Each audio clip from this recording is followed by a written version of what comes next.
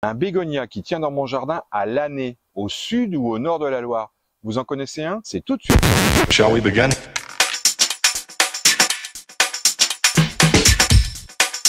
Bonjour Patrick Végétosphère. Il est vrai que les bégonias sont dans notre esprit, dans la culture populaire, des plantes strictement des plantes de la maison, avec les bégonias rex, les bégonias rigueur, les bégonias bambusiformes du type tamaya. C'est clair qu'on est majoritairement à l'intérieur. Il existe cependant des bégonias qu'on connaît, hein, le Saint-Père Florens qui va dehors, qui est une annuelle. Il existe toute une série de variétés horticoles qui sont arrivées sur le marché il y a 10-15 ans avec les Summer Wings dont nous avons déjà parlé. Le bégonia dragon avec ses grandes feuilles, cette force, cette vigueur assez incroyable avec des fleurs tout aussi énormes. Il existe aussi les bégonias tubéreux qui sont certes pas vivaces, hein, parce qu'ils gèlent, mais en tout cas une floraison double, triple, très généreuse. Donc on a coutume de penser que le bégonia est stricto sensu une plante qui gèle, qui n'est pas rustique. Eh bien, il existe un peu à l'image des fuchsias, une espèce qui est capable de tenir dehors à l'année sans trop de problèmes au nord et au sud de la Loire. Pour ce qui est du fuchsia, on l'appelle le fuchsia récartoni avec une toute petite fleur. Certes, c'est moins spectaculaire et sympathique que les fuchsias traditionnels. Et pour le bégonia, on va dire que c'est un peu du même ressort. Il existe une espèce qui nous vient de Chine, des forêts humides de Chine, un peu continentale, donc hein, la partie froide de la Chine, où ce bégonia grandis evanciana pousse.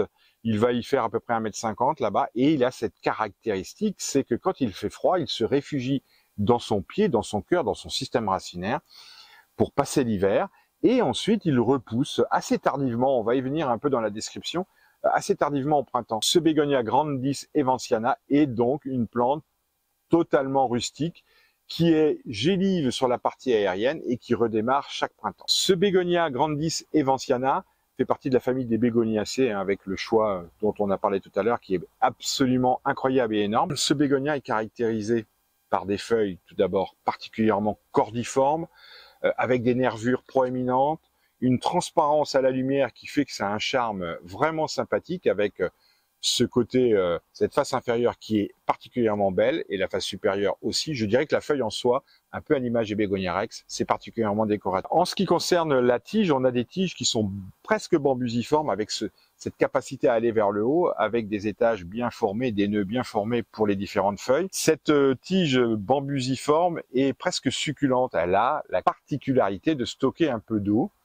Et on a une inflorescence assez spécifique des bégonias, hein. C'est pas extraordinaire non plus, c'est pas la révolution, c'est pas double. On a quelque chose d'assez caractéristique de l'ensemble des bégonias. C'est pas double, c'est pas triple comme les variétés horticoles. On a une floraison relativement simple, rose pâle, qui est vraiment mignonne. Et pour terminer, la partie racinaire, la partie souterraine, est presque tubérisée. En tout cas, c'est un refuge pour la plante en hiver et c'est aussi un refuge pour y stocker de l'eau pendant l'été quand on rencontre sporadiquement des petites sécheresses passagères. Histoire, étymologie, géographie. Alors, spécifiquement, ce bégonia a été découvert en Chine. On le retrouve dans différentes provinces chinoises continentales. Le bégonia grandis a été décrit au Xe siècle, donc c'est pas d'hier, donc c'est certainement pas notre ami Linné qui s'en est occupé, mais en tout cas, dans la littérature chinoise, on avait déjà identifié et décrit cette plante. Deux botanistes de renommée internationale ont travaillé sur cette plante, ont décrit cette plante au XVIIIe siècle, c'est monsieur Kempfer et monsieur Thunberge, qui ont fait une description beaucoup plus précise et surtout accessible pour nous, les Occidentaux. C'est au XVIIIe siècle que le bégonia est arrivé en Angleterre par monsieur Kirkpatrick, et c'est alors monsieur Evans, d'où le nom Evanciana, qui a énormément travaillé pour l'adapter, pour l'acclimater, si tant est qu'il était nécessaire de l'acclimater encore. On savait qu'il avait une certaine tenue au froid et monsieur Evans a, disons, terminé le travail d'adaptation, d'acclimatation. On peut donc dire que le bégonia grandis evanciana a été l'une des premières espèces introduites en Europe. La culture et l'utilisation de ce bégonia, alors c'est un bégonia qui ne supportera pas le plein soleil et la sécheresse. Pour autant, il ne supporte pas non plus un terrain détrempé car la souche qui est légèrement crassulescente, légèrement succulente, qui retient de l'eau, donc risque de pourrir au plus vite. C'est une plante qui préfère un sol équilibré, drainant, humifère, riche en humus. Hein. Dans la forêt, on a un taux d'humus assez élevé, donc c'est une plante qui va aimer un environnement argileux, mais autour duquel vous aurez mis préalablement un certain volume de terreau mélangé à cette terre argileuse justement pour faire un équilibre, pour générer un équilibre qui permettra à cette plante de pousser. Donc une exposition ombragée, évidemment, et une petite protection hivernale venue une fois que le feuillage disparaît, et celui-ci va disparaître, va s'effondrer, va s'écrouler, littéralement vers le mois d'octobre. Hein. En tout cas, entre septembre et octobre, ça va commencer à se dégrader. On va voir que le feuillage jaunit, et à un moment donné, ça disparaît. C'est à ce moment-là, après avoir évacué ces fans qui sont encore un peu humides, vous les évacuez et vous mettez un beau petit paquet de chanvre, ce qui permettra à la souche de perdurer et de séjourner pendant cet hiver qui pourrait être très froid sporadiquement selon l'endroit de France où vous vous trouvez. L'usage, l'utilisation de ce bégonia. Alors il est possible de l'utiliser en intérieur, ça existe, c'est vraiment possible. Comme bien des plantes, on peut le garder à l'intérieur à l'année. Dans une véranda, c'est idéal. Il ne faut pas qu'il fasse trop chaud, mais c'est tout à fait possible. Idéalement, et c'est la raison pour laquelle nous faisons cette petite vidéo, pour vous faire découvrir ce bégonia, c'est dans le jardin, c'est dans un massif, et c'est dans un massif légèrement ombragé qu'il sera évidemment le plus beau. Autre possibilité, vous le gardez en pot. Et là, j'ai un jeune bégonia, hein, je l'ai acheté au mois de juillet du côté de la Bretagne, et cette plante faisait à peu près une vingtaine de centimètres. Elle s'étoffe dans un conteneur assez volumineux, certes, et cette plante va pouvoir vraiment bien remplir la potée et être particulièrement florifère. C'est un deuxième usage. C'est donc une destination sur le balcon, sur la terrasse du côté nord, en tout cas à l'ombre. En ce qui concerne le terreau, le substrat à utiliser pour les bacs et les jardinières, un bon terreau géranium fait parfaitement l'affaire avec un peu de terre de jardin. Pour ce qui est des plantations dans le jardin, un bon terreau universel, un bon terreau de plantation fera parfaitement l'affaire. Au niveau de la multiplication, écoutez, c'est très simple. Alors déjà, on peut le bouturer comme tous les bégonias, ça se bouture très facilement. On peut même faire ça dans de l'eau à l'intérieur pendant l'été, voire à d'autres périodes de l'année, mais idéalement pendant la période où la plante a vraiment le feu, elle a envie de pousser, et donc l'été, juillet, août sont des moments particulièrement propices.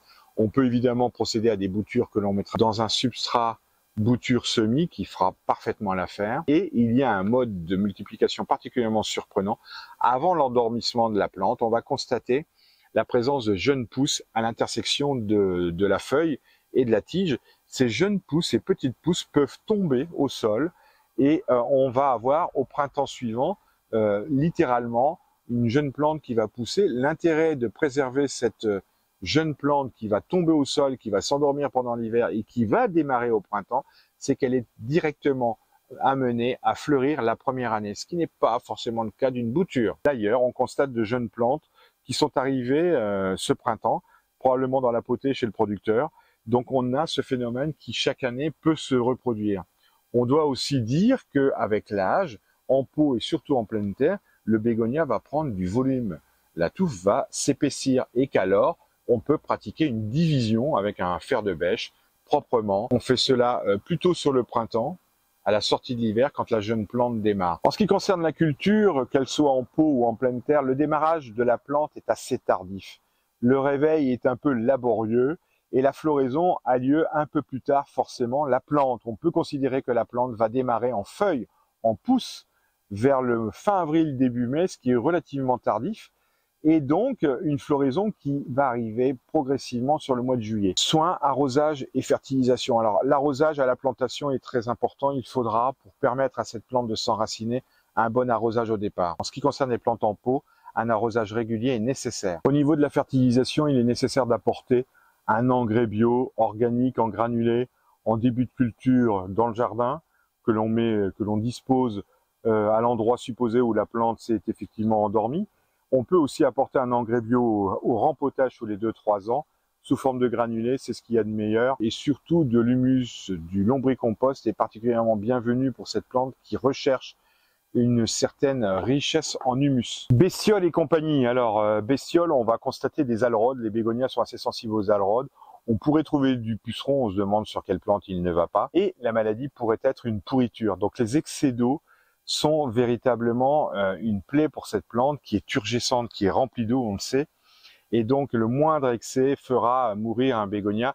Mais ça, c'est valable pour tous les bégonias, hein. Les pourritures se mettent systématiquement sur tous les bégonias qui sont très allergiques à ce phénomène. En ce qui concerne les espèces et les variétés, j'ai mis dans la description, que vous pouvez rejoindre, quelques variétés et quelques espèces. Il existe raisonnablement plus d'1 millier d'espèces et des dizaines de milliers de variétés qui sont aussi le fruit de bien des croisements.